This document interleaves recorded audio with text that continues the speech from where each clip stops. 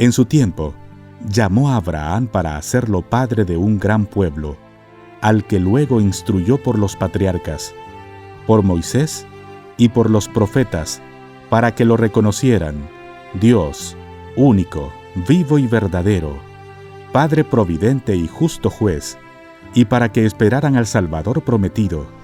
Y de esta forma, a través de los siglos, fue preparando el camino del Evangelio. Muy buenas, queridos hermanos.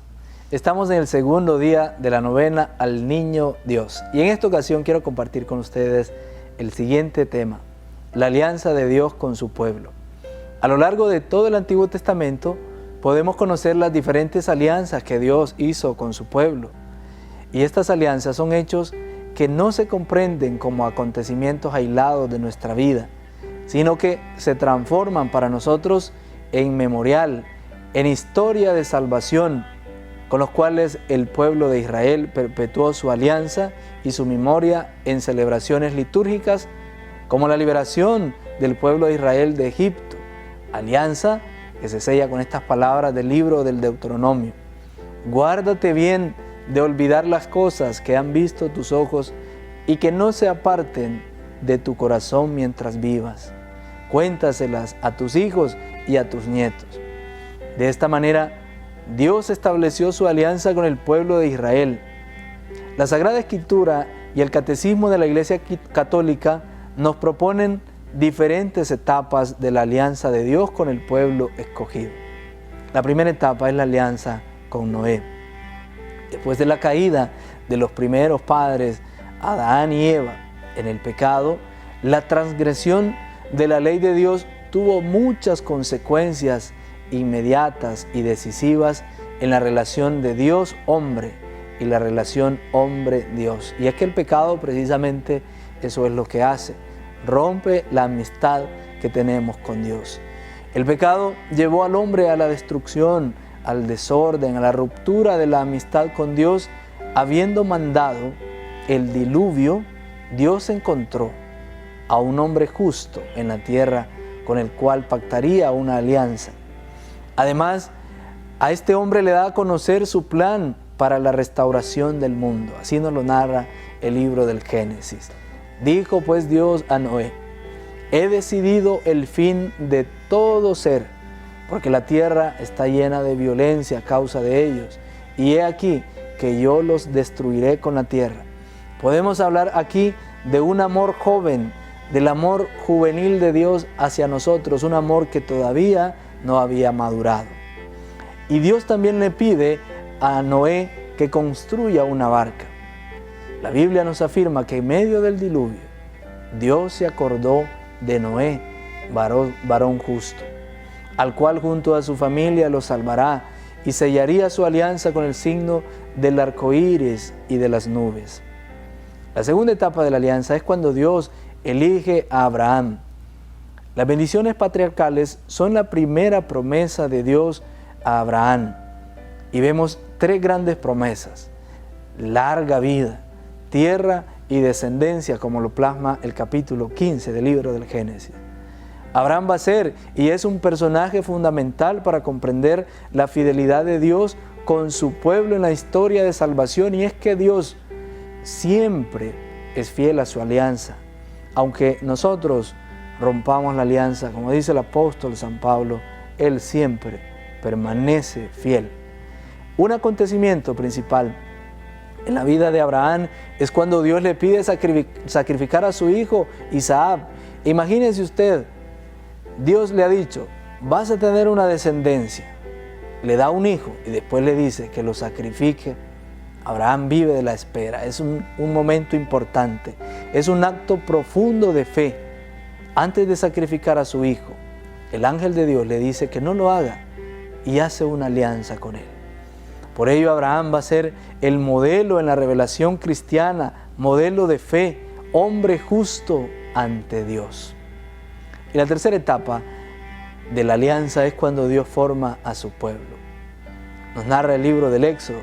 Después de la etapa de los patriarcas, Dios constituyó a Israel como su pueblo, salvándolo de la esclavitud de Egipto.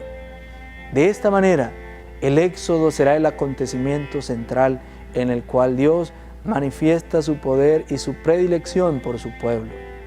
Por eso, queridos hermanos, las alianzas que Dios va haciendo con los hombres justos en el Antiguo Testamento conllevan necesariamente la elección de un pueblo. Dios elige a un pueblo, a Israel. La Sagrada Escritura nos ofrece varios acontecimientos centrales para comprender la elección del pueblo de Dios en el Antiguo Testamento. Dios mismo da la ley a su pueblo mediante Moisés. Del dedo de Dios, esa ley cuando Moisés sube al monte Sinaí y la recoge, el Decálogo. Y con ello el pueblo de Israel se convierte en el pueblo a quienes Dios habló primero. Por eso Papa Francisco habla mucho que los israelitas los judíos son nuestros hermanos mayores, el pueblo primero a quien Dios habló. Además, después de los acontecimientos centrales de la alianza, de la liberación sellada en el Decálogo, Dios habla mediante los profetas. Dios forma a su pueblo en la esperanza de la salvación, en la espera de una alianza nueva y definitiva para todos los hombres, como dice el profeta Isaías en el capítulo 2.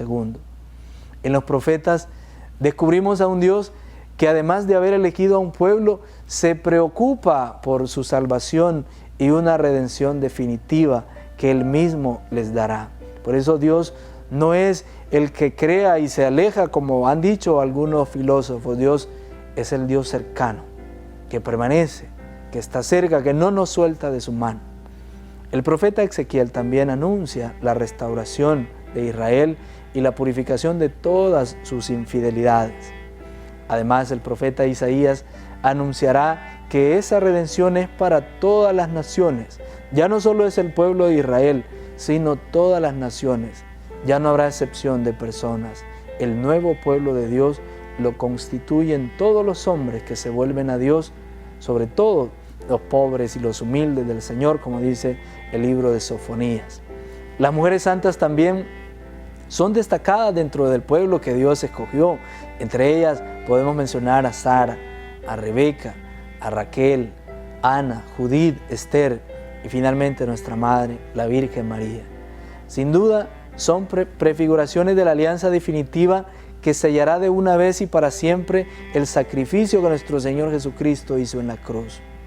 Sin embargo, lo que nos interesa aquí es dar a conocer la forma paulatina, la forma progresiva, cómo se fue constituyendo la historia de salvación, así como Dios va haciendo historia en nuestra vida, en su vida, diferentes momentos de la historia, así se va revelando. Esa forma paulatina hasta llegar al cumplimiento de todas las promesas de Dios a su pueblo. Podemos decir, queridos hermanos, que el pecado entonces nos lleva al desorden, a la destrucción, a la ruptura con Dios. Que seamos conscientes que el pecado no solo tiene consecuencias sobre nosotros mismos, sino también sobre las demás personas. Por eso ya decía el documento de pueblo de esas estructuras de pecado que afectan tanto. Que seamos conscientes que el pecado nos lleva a dañar a los demás y sobre todo a nosotros mismos. Papa Francisco lo plasma bellamente en el capítulo 2 de Fratelli Tutti, cuando desarrolla la parábola del buen samaritano. A veces pasamos de largo, somos indiferentes. No podemos ser así. La respuesta de Abraham a los designios de Dios es una profunda fe, es tener esperanza. Abraham vive de la fe. Si Dios le ha pedido que sacrifique incluso al hijo que era su descendencia, Abraham cree. Por encima entonces de cualquier cosa o persona, incluso de su propio hijo, también nosotros debemos aprender a creer. Queridos hermanos, ¿cómo aceptamos las realidades difíciles que llegan a nuestra vida? Podemos aceptarlas de dos maneras, con fe o con pesimismo. Dios nos invita a que las aceptemos con fe. Dios nos ha elegido como su pueblo por amor y misericordia. Preguntémonos, ¿cómo estamos respondiendo a ese don gratuito que Dios nos ha dado? El don de la vida, el don de la vocación, el don de formar parte del pueblo de Dios. Es un regalo y los regalos se cuidan. Y ante un regalo podemos decir gracias. Cuidemos nuestra vida espiritual. El Señor Jesús y la Virgen nos ayuden a prepararnos a su nacimiento. Y les invitamos a seguir con esta novena. Los dejamos con esta oración. Concede, Señor, a los que vivimos oprimidos por la antigua esclavitud del pecado, ser liberados por el nuevo y esperado nacimiento de tu Hijo. Por nuestro Señor Jesucristo.